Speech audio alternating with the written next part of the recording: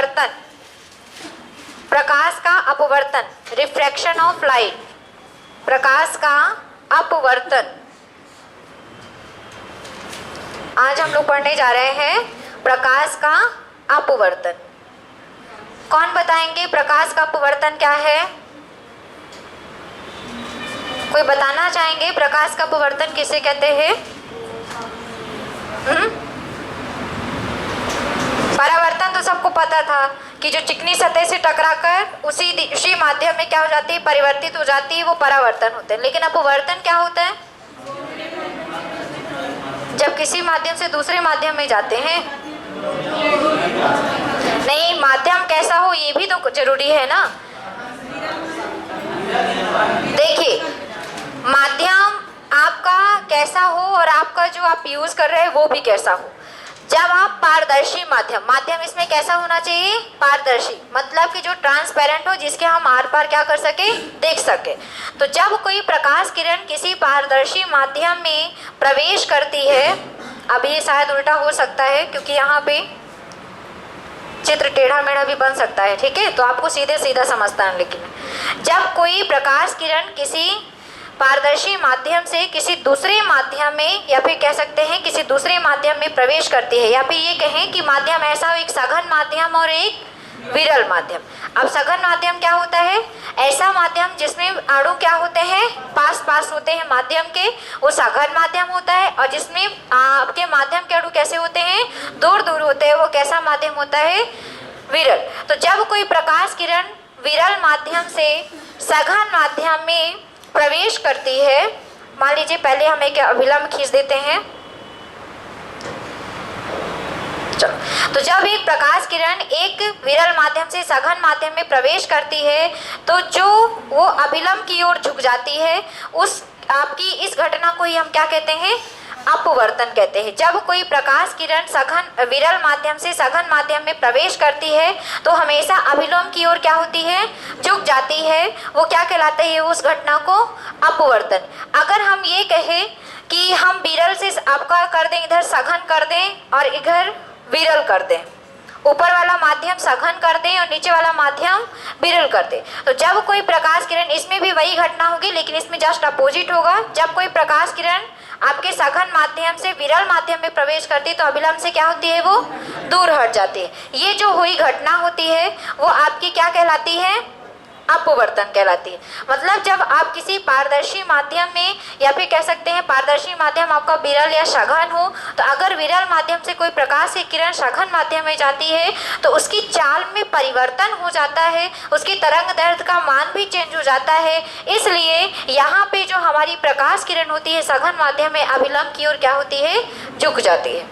भाई जब देखो विरल में, हमने कल आपको एक पॉइंट लिखाया था कि विरल माध्यम में प्रकाश की चाल बहुत ज़्यादा होती है और सघन माध्यम में प्रकाश की चाल क्या हो जाती है, कम हो जाती है। तो यहाँ पे प्रकाश की चाल ज़्यादा थी और जैसे ही यहाँ पे सघन माध्यम मान लीजिए पानी ले लीजिए और विरल माध्यम यहाँ पे ले लीजिए हवा। तो हवा क्या है, माध्यम में कण क्या है, दूर दूर है, और पानी में कण क्या है, पास पास है। तो ये सघन हो गया और ये विरल। तो जब हमारा प्रकाश किरण विरल माध्यम में, जब उसकी चाल क्या रही होगी, बहुत अधिक, तो जब हमारी प्रकाश किरण यहाँ से आती है और जैसे ही सघन माध्यम में प्रवेश करती है तो वहाँ पे उसकी प्रकाश चाल क्या हो जाती है, कम हो जाती है। और कम हो जाने के कारण वो सघन माध्यम में क्या हो जाती है, आपके अभिलंब की ओर क्या हो जाती है, झुक जाती है। तो यही घटना हमारी आपकी क्या कहलाती है, अपवर्तन कहलाती है। ये जो हमने आपके सामने ये जो लाइन खींची है इसको हम क्या कहते हैं, अभिलंब कहते हैं। क्या कहते हैं इसको, अभिलंब। इंग्लिश में इसको कहते हैं नॉर्मल, ठीक। और ये जो किरण आ रही है, आपतित हो रही है, इसको हम क्या कहेंगे, आपतित किरण, इंसिडेंट रेज। और जो आपकी अपवर्तित हुई है किरण, उसको हम क्या कहेंगे, अपवर्तित किरण, अपवर्तित किरण।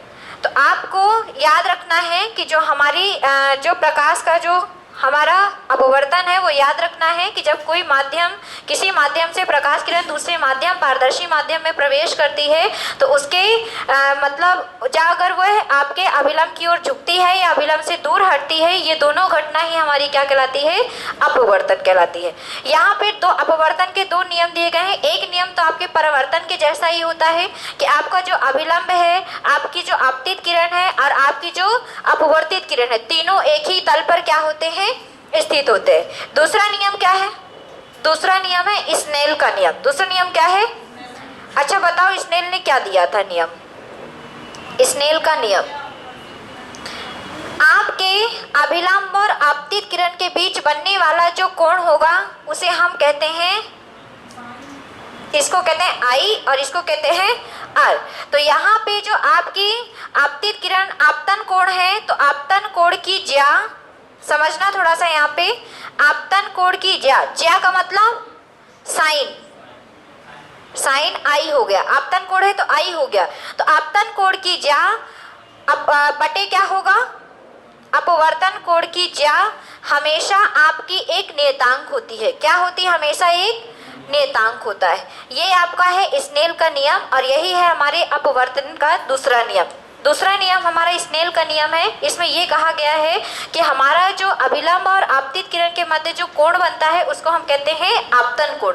तो आपतन कोण की जो ज्या होती है साइन आई होती है और आपके अपवर्तन कोण की जो ज्या होती है साइन आर, वो हमेशा एक नियतांक के क्या होती है? बराबर होती है। हमेशा एक नियतांक के क्या होती है? बराबर। और यही नियतांक हमारा क्या कहलाता है? अपवर्तनांक। क्या कहलाता है? इसे हम क्या कहते हैं? इस नियतांक को अपवर्तनांक कहते हैं। अब इसमें आपको क्या समझना था? इसमें आपको बस इतना याद रखना है, क्योंकि यहाँ पे अपवर्तन के साथ हमेशा एक वर्ड आता है अपवर्तनांक। तो अपवर्तनांक क्या है? आपतन कोण की ज्या बटे अपवर्तन कोण की ज्या हमेशा एक नियतांक के बराबर होती है और इस नियतांक को ही हम क्या कहते हैं? उसका अपवर्तनांक कहते हैं। ठीक है, इसको हमेशा क्या कहते हैं? अपवर्तनांक। और इस अपवर्तनांक को n से प्रदर्शित करते हैं। क्या कहते हैं? n से प्रदर्शित करते हैं। अगर हम आपके सामने ये लिख दें ANW, तो इसका मतलब क्या है?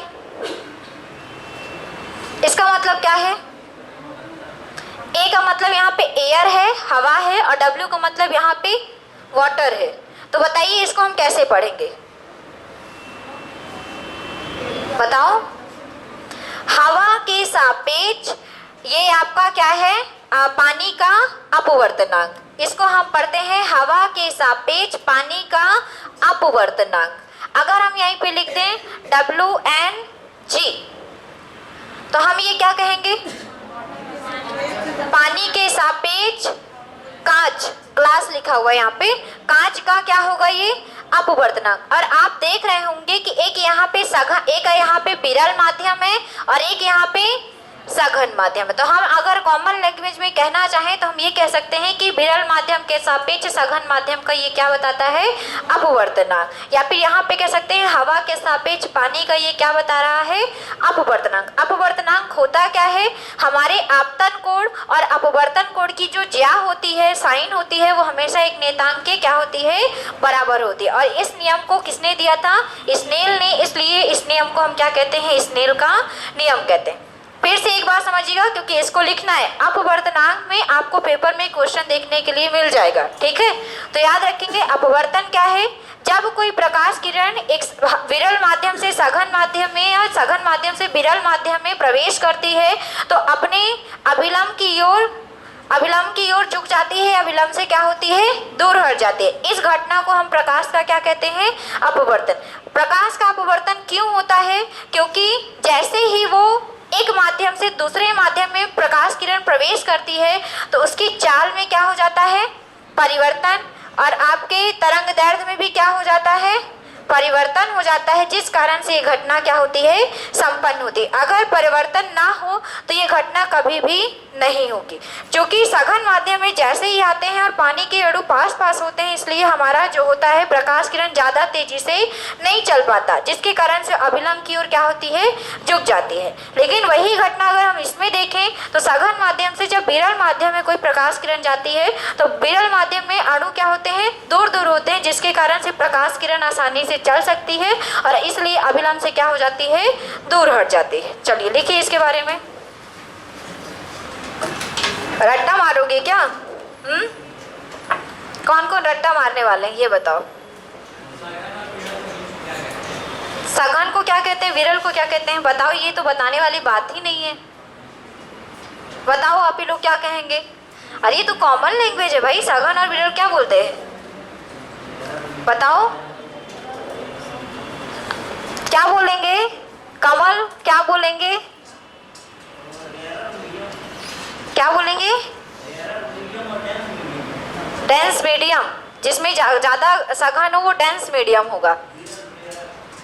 चलो लिखो लिखो लिखो लिखो। प्रकाश का अपवर्तन हेडिंग कीजिए। जब प्रकाश की कोई किरण, लिखिए हेडिंग कर लीजिए प्रकाश का अपवर्तन और लिखना शुरू कीजिए। जब प्रकाश की कोई किरण, जब प्रकाश की कोई किरण एक पारदर्शी माध्यम से, एक पारदर्शी माध्यम से, पारदर्शी माध्यम मतलब पारदर्शी माध्यम से दूसरे पारदर्शी माध्यम में जाती है, जब कोई प्रकाश की किरण एक पारदर्शी माध्यम से दूसरे पारदर्शी माध्यम में जाती है तो वह अपने मार्ग से विचलित हो जाती है, तो पारदर्शी माध्यम में जाती है तो वह अपने मार्ग से विचलित हो जाती है, डिस्ट्रैक्ट हो जाती है, विचलित हो जाती है। इस घटना को प्रकाश का अपवर्तन कहते हैं। विचलित हो जाती है, इस घटना को प्रकाश का क्या कहते हैं, अपवर्तन कहते हैं। जब कोई प्रकाश किरण एक माध्यम से दूसरे माध्यम में प्रवेश करती है तो अपने मार्ग से क्या हो जाती है, विचलित हो जाती है। इस घटना को हम क्या कहते हैं, प्रकाश का अपवर्तन कहते हैं। आगे लिखिए स्टार पॉइंट बना के। जब प्रकाश की किरण विरल माध्यम से सघन माध्यम में प्रवेश करती है, जब प्रकाश की किरण विरल माध्यम से सघन माध्यम में प्रवेश करती है, विरल माध्यम से सघन माध्यम में प्रवेश करती है तो उसकी गति कम हो जाती है। सघन माध्यम में प्रवेश करती है तो उसकी गति कम हो जाती है, उसकी गति कम हो जाती है, जिसके कारण वह, जिसकी गति कम हो जाती है, जिसके कारण वह खींचे गए अभिलंब की ओर झुक जाती है, जिसके कारण वह खींचे गए अभिलंब की ओर झुक जाती है, जिसके कारण वह खींचे गए अभिलंब की ओर झुक जाती है। खींचे गए अभिलंब की ओर क्या होती है, झुक जाती है। अगला स्टार पॉइंट लिखें। जब प्रकाश किरण सघन माध्यम से विरल माध्यम में प्रवेश करती है, जब प्रकाश किरण सघन माध्यम से विरल माध्यम में प्रवेश करती है, सघन माध्यम से विरल माध्यम में प्रवेश करती है तो उसकी गति बढ़ जाती है। सघन माध्यम से विरल माध्यम में प्रवेश करती है तो उसकी गति बढ़ जाती है, जिसके कारण वह अभिलंब से दूर हट जाती है। जब प्रकाश किरण सघन माध्यम से विरल माध्यम में प्रवेश करती है तो उसकी गति क्या हो जाती है, बढ़ जाती है, जिससे वह अभिलंब से क्या होती है, दूर हट जाती है। देखिए जो पॉइंट हम आपको समझा रहे थे, लिखने के बाद आपको समझ में आ गया होगा कि जब कोई प्रकाश किरण एक माध्यम से दूसरे माध्यम में प्रवेश करती है तो अपने मार्ग से विचलित हो जाती है। वहाँ पे दो प्रकार का विचलन होगा। एक ऐसा कि जब वो विरल से सघन में आएगी तो अभिलंब की ओर झुक जाएगी, और एक ऐसा कि जो सघन से विरल में आएगी तो अभिलंब से क्या हो जाएगी, दूर हट जाएगी। इस चित्र को बनाना है तो बना लीजिए, ठीक है। नहीं बनाना तो लिखो। चलो लिखिए आप अपवर्तन की क्रिया, लिखे अपवर्तन की क्रिया, अपवर्तन की क्रिया प्रकाश की चाल, लिखे ये पॉइंट याद रखिएगा। अपवर्तन की क्रिया प्रकाश की चाल, तरंग दैर्घ्य, प्रकाश की चाल तरंग दैर्घ्य तथा तीव्रता आदि में परिवर्तन होने के कारण होती है। तथा तीव्रता आदि में परिवर्तन होने के कारण होती है। प्रकाश की चाल आपका हो गया तरंग दैर्घ्य और तीव्रता में परिवर्तन होने के कारण होती है। इसमें क्या परिवर्तित नहीं हुआ? प्रकाश की आवृत्ति। ठीक है, तो लिखिए अपवर्तन की क्रिया में आवृत्ति अपरिवर्तित रहती है। अपवर्तन की क्रिया में आवृत्ति अपरिवर्तित रहती है। अपरिवर्तित रहती है। पेपर में आ जाए कि क्या चेंज नहीं होता अपवर्तन की क्रिया में, तो आवृत्ति चेंज नहीं होती। अब लिखिए अपवर्तन के नियम। अब लिखिए अपवर्तन के नियम। अपवर्तन के नियम हेडिंग करिए अपवर्तन के नियम। पहला नियम लिखिए, पहला नियम लिखिए आपतित किरण अपवर्तित किरण। पहला नियम लिखेंगे आपतित किरण अपवर्तित किरण, आपतित किरण अपवर्तित किरण तथा अभिलंब। आपतित किरण अपवर्तित किरण तथा अभिलंब तीनों एक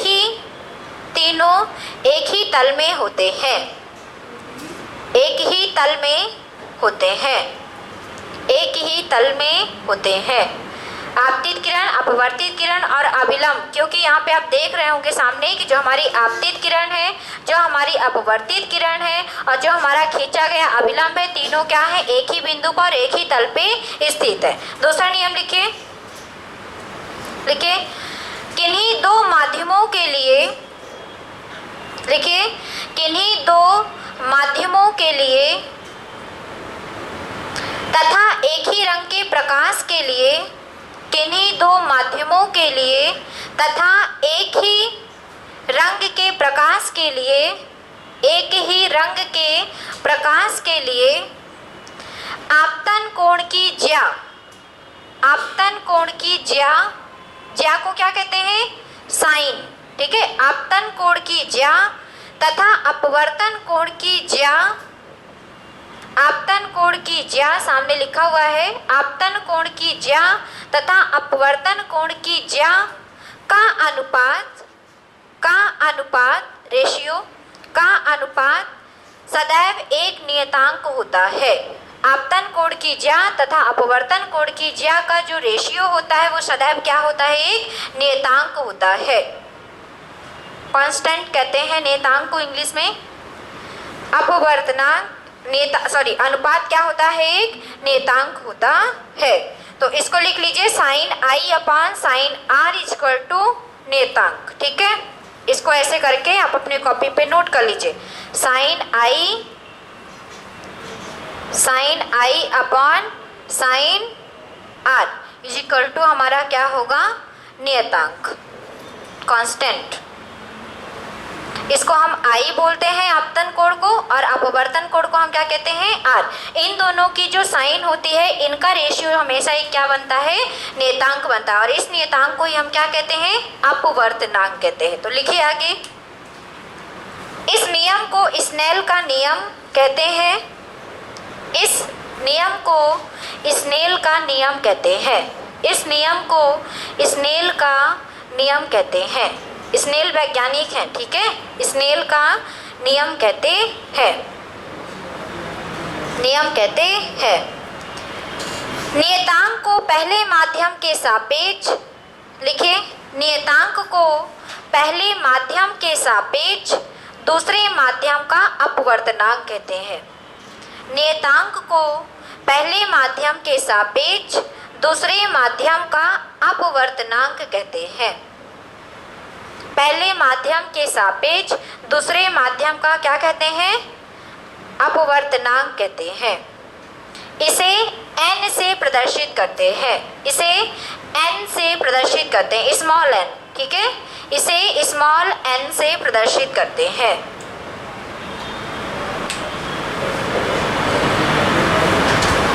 क्या कहेंगे? अगर हमने आपको अभी अभी समझाया है कि अगर हम आपके सामने लिख दें ANW तो आप इसे क्या पढ़ेंगे, विरल माध्यम के सापेक्ष सघन माध्यम का अपवर्तनांक। क्या पढ़ेंगे इसे हम, विरल माध्यम के सापेक्ष सघन माध्यम का अपवर्तनांक। और अगर हम ऐसे ये भी पढ़ सकते हैं, हवा के सापेक्ष पानी का अपवर्तनांक। अपवर्तनांक होता क्या है, हमारा जो आपतन कोण की ज्या होती है और अपवर्तन कोण की जो ज्या होती है, इनका रेशियो जो नेतांक होता है, इस नेतांक को हम उसका क्या कहते हैं, अपवर्तनांक कहते हैं। अपवर्तनांक को हम n से प्रदर्शित करते हैं। और अगर हम ANW लिखें तो हम ये कहेंगे कि हवा के सापेक्ष क्या लिखा है, पानी का अपवर्तनांक लिखा है। अब आया समझ में, कुछ आया समझ में, रट्टा नहीं मारना, समझना है केवल, ठीक है। लिखिए आप, अपवर्तनांक एवं प्रकाश की चाल का संबंध। अपवर्तनांक एवं प्रकाश की चाल का संबंध अभी हम कल भी बताए थे, अब आज हम आपसे पूछेंगे। अपवर्तनांक एवं प्रकाश की चाल का संबंध, प्रकाश की चाल का संबंध। चलो कौन बताएगा, कल हमने यही बात छेड़ी थी और कल हमने ये बात लिखाई भी है। चलो कौन बताना चाहेंगे। अरे उधर उधर क्यों कर रहे हो, इधर भी तो पढ़ाया, क्या आनंद बस को पढ़ाया है क्लास में, क्यों कौन बताएंगे भाई, किसने कौन कौन घर जाके फिजिक्स पढ़ता है, कोई हाथ ही नहीं उठा रहा। आप बस पढ़ती हैं, आप भी पढ़ती हैं तो आप बताइए। अरे जब पढ़ती है तो बताइए, पिछला पढ़ते हो।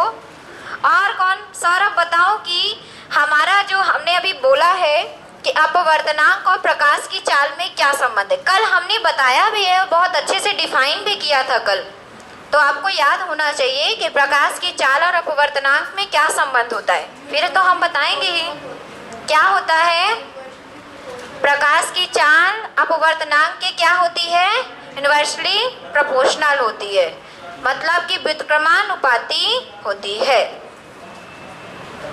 देखो कल का शायद आपको चैप्टर याद हो, हमने कल लिखाया था कि लाल रंग का जो प्रकाश होता है उसकी तरंग दैर्ध्य क्या होती है, सर्वाधिक होती है। मतलब तरंग दैर्ध्य ज़्यादा होगी तो प्रकाश की चाल भी क्या होगी, ज़्यादा होगी। कल हमने ये भी लिखाया था, प्रकाश की चाल अनुक्रमानुपाती होती है तरंग दैर्ध्य के और व्युत्क्रमानुपाती होती है अपवर्तनांक के। तो जिसकी तरंग दैर्ध्य ज़्यादा होगी उसकी चाल भी क्या होगी, ज़्यादा होगी। तो मतलब अगर हम ये कहें कि तरंग दैर्ध्य ज़्यादा है तो प्रकाश की चाल ज़्यादा है।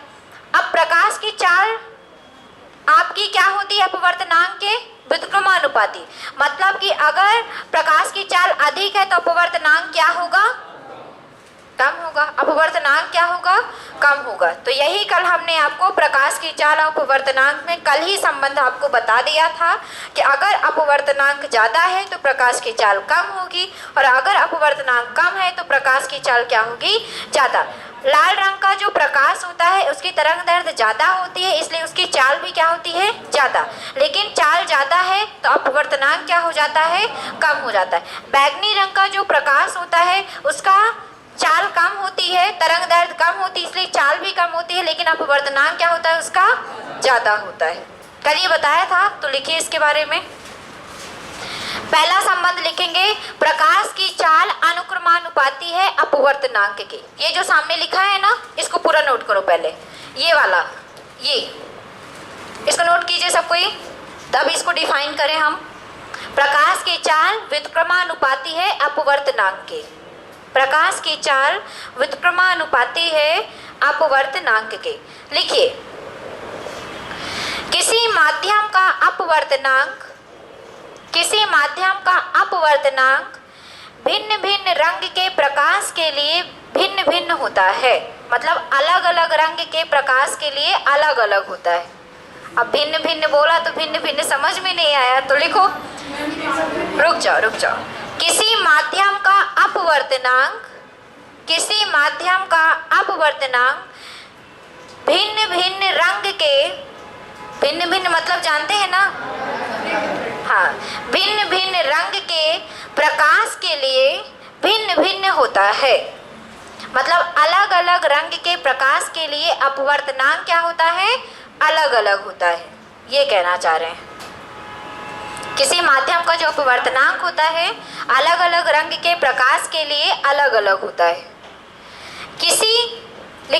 किसी माध्यम का अपवर्तनांक जितना अधिक होगा, किसी माध्यम का अपवर्तनांक जितना अधिक होगा, किसी माध्यम का अपवर्तनांक जितना अधिक होगा, उसमें प्रकाश की चाल उतनी ही क्या होगी? कम होगी। किसी माध्यम का अपवर्तनांक जितना अधिक होगा, उसमें प्रकाश की चाल उतनी ही कम होगी। प्रकाश की चाल उतनी ही कम होगी। तरंग दैर्घ्य बढ़ने पर, आगे लिखिए, तरंग दैर्घ्य बढ़ने पर अपवर्तनांक का मान क्या होगा? कम होगा। तरंग दैर्घ्य बढ़ेगी तो चाल बढ़ेगी, चाल बढ़ेगी तो अपवर्तनांक कम होगा। अभी क्या बताया? चाल अगर बढ़ गई तो अपवर्तनांक क्या हो जाएगा? कम, और तरंग दैर्घ्य बढ़ी तो चाल क्या होगा? बढ़ जाएगा। दोनों को लिंक कीजिए। लिखिए तरंग दैर्घ्य बढ़ने पर अपवर्तनांक का मान कम होता है। लिखिए तरंग दैर्घ्य बढ़ने पर अपवर्तनांक का मान क्या होता है? कम होता है। अब ये तो कल लिखा दिया था ना, लाल रंग वाला और बैगनी रंग वाला, तो इसको लिखाने की जरूरत नहीं है ना। चलिए एक स्टार पॉइंट लिखिए। अच्छा ये बताओ, आप बताना थोड़ा सा, ये एग्जाम्पल पेपर में पूछा जाता है कि गिलास में अगर आप सिक्का डालें, पानी से भरी हुई गिलास में अगर आप सिक्का डालते हैं तो सिक्का आपको ऊपर उठा हुआ दिखाई देता है, क्यों? ये बताओ क्यों?